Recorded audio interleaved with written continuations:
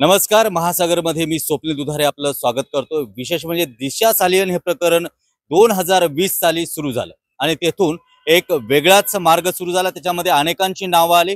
प्रकरण कुठेतरी पुन्हा थांबलं आणि पुन्हा एकदा हे प्रकरण उघडं झालं आणि त्याच्यानंतर अनेक लोकांच्या नजरा परत एकदा दिशा सालियन या प्रकरणावरती गेल्या.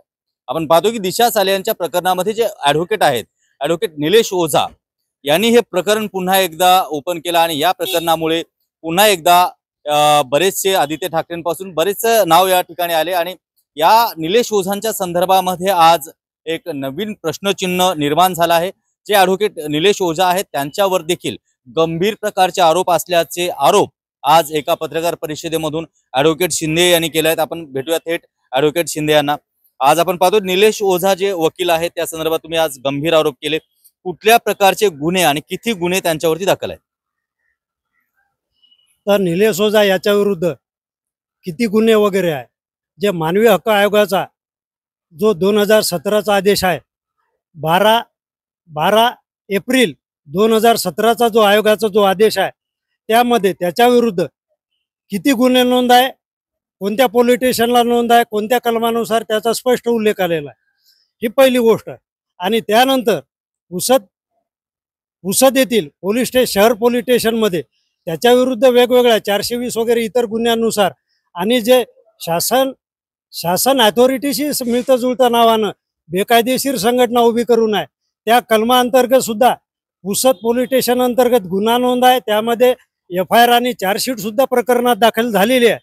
2010चा FIR आहे, 2013ला चार्जशीट सुद्धा ते आलेली आहे. तर एकूण ह्याची सगळी गोष्ट आहे. आणि सर्वात महत्त्वाची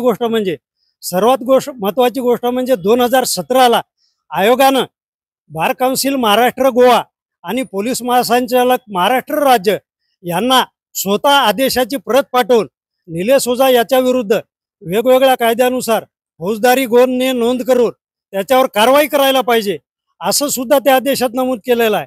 आणि ती कारवाईची सुरुवात त्यांनी 6 आठवड्यात करायची ही सुद्धा एक वेळ मर्यादा आखून दिलेली होती. आणि बार काउन्सिलला आयोगानं असा सुद्धा आदेश दिला होता की त्याने आर्टिकल 21 आणि 22 भारतीय राज्यघटनेचा सुद्धा उघडपणे उल्लंघन करतो. हा व्यक्ती वकिली व्यवसायात राहण्यायोग्य नाही, त्यामुळं त्याला वकिली व्यवसायातून कायमचं काढण्यात यावं. त्या संबंधात योग्य ती प्रोसिडिंग सुरू करावी. ती प्रोसिडिंग सुद्धा 6 आठवड्याच्या आत, म्हणजे एप्रिल 2017चा आदेश आहे, त्यानंतर 6 आठवड्याच्या आत म्हणजे 1.5 महिना किंवा 2 महिन्याच्या आत करणं आवश्यक होतं आणि ती करण्यात आली नाही.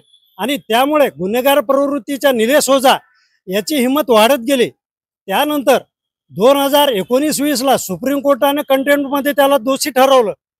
आता अशा प्रकारे जे आहे वारंवार जे आहे, तर माझं स्पष्ट मत आहे, जे माझं मी आता एका थोडक्यात माझी काय मागणी आहे.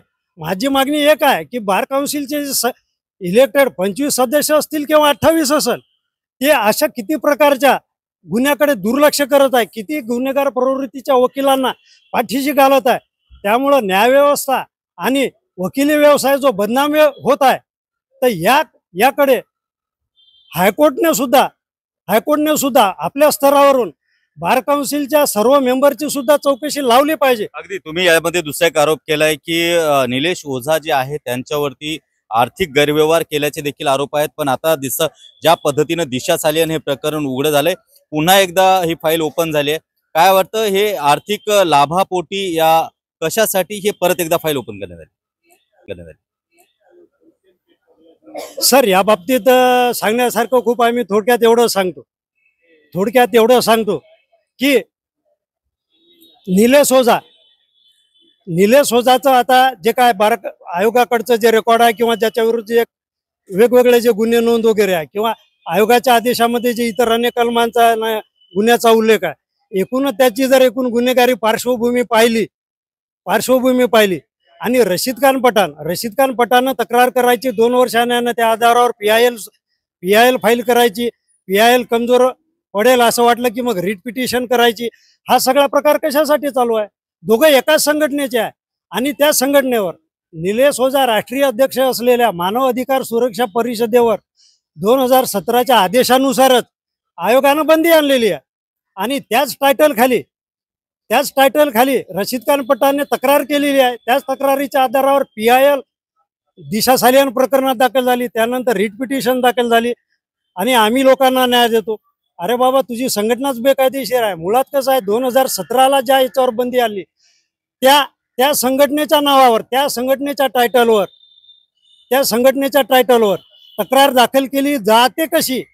आणि तक्रार दाखल झाल्यानंतर PIL हायकोर्टापुढे दाखल होते आणि ते रेग्युलर पिटिशन म्हणून हायकोर्ट सुद्धा दाखल करून घेते आणि चालवते सुद्धा. हा काय प्रकार चालायला?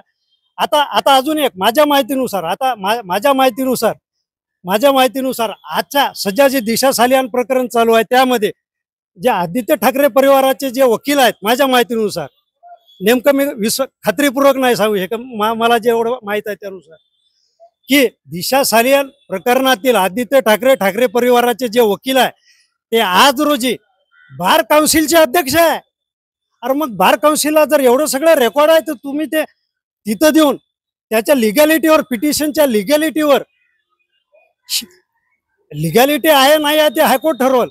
परंतु ह्या सगळ्या बाबी हायकोर्टापुढे आणणं काम बार काउन्सिलचं होतं. बार काउन्सिलचा अध्यक्ष जर त्यामध्ये जर विरोधी पार्टीचा वकील आहे, पण त्यांना त्याची कल्पना आहे का? बार कौन्सिलचे अध्यक्ष जरी ठाकरेंचे वकील असतील तर त्यांना या संदर्भातली कल्पना आहे का की या संदर्भात ओझा यांना वकिली करण्यासाठी थांबवण्यात आलं होतं? सर मी पुन्हा या मुद्द्यावर येतो. बार काउन्सिलला आयोगाच्या आदेशाची प्रत 2017ला मिळालेली आहे. मग बार काउन्सिलला जर प्रत मिळालेली आहे आयोगाची, ज्यानुसार याला वकिली व्यवसायातून कायमचं काढून टाका अशी जर शिफारस केलेली आहे, तर आपण कसं म्हणू शकतो की अध्यक्षाला त्यांच्या ऑफिसचा रेकॉर्ड माहीत नाही? म्हणजे एकूण काय आहे, मी स्पष्ट शब्दात म्हणतो, आता याला आरोप म्हणा किंवा जे काय असेल ते, बार काउन्सिलचे सर्व मेंबरची सुद्धा भूमिका अतिशय संशयास्पद आहे आणि त्यामुळं वकिली व्यवसाय बदनाम होत आहे. कमीत कमी पूर्ण विश्वास नागरिकांमधून गमावण्याच्या आधी हायकोर्ट लेवलवर, हायकोर्ट स्तरावर मी हे जे काय आरोप केले आता प्रेस कॉन्फरन्समधून किंवा आताच्या बाईटमधून, तर त्याची दखल बॉम्बे हायकोर्ट आणि महाराष्ट्र शासनानं सुद्धा घेतली पाहिजे असं माझं स्पष्ट मत आहे.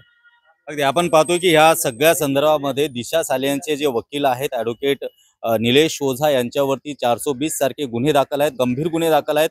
आणि अशा वकिलांनी ज्या पद्धतीने जी आता दिशा सालियांची जी फाईल टाकली आहे, ते ज्या संघटनेच्या वतीने टाकली, ती संघटना देखील बेकायदेशीर आहे. निलेश ओझा यांची वकिली रद्द करावी, त्यांची सनद रद्द करावी असं आयोगाचं म्हणणं असताना देखील बार कौन्सिलनं त्यावरती कुठलीही ऍक्शन घेतली नाही. असे भयंकर गंभीर आरोप ॲडव्होकेट शिंदे यांनी या ठिकाणी केला आहे. आता हेच पाहणं गरजेचं आहे की ॲडव्होकेट निलेश ओझावरती काय कारवाई होते. कॅमेरामॅन देवाशिष कुमारसह स्वप्नील दुधारे, महासागर न्यूज, मुंबई.